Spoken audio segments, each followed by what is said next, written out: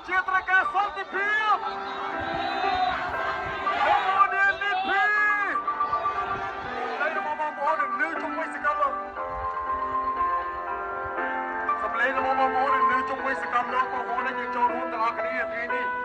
កម្លាំងរបស់បងប្អូនខ្លាំងណាស់ដើម្បីបង្ហាញទៅកាន់ឆាកអន្តរជាតិថាកម្ពុជារបស់យើងពិតជាត្រូវការសន្តិភាព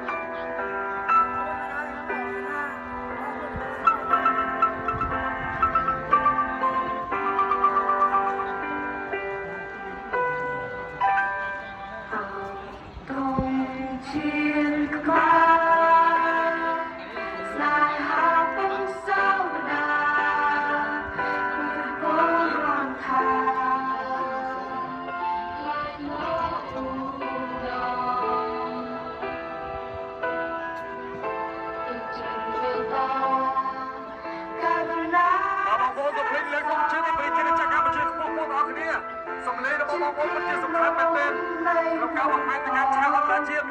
ស្មារតីខ្មែរតែមួយកម្ពុជាត្រូវការសន្តិភាព Cambodia need peace ជាខ្មែរ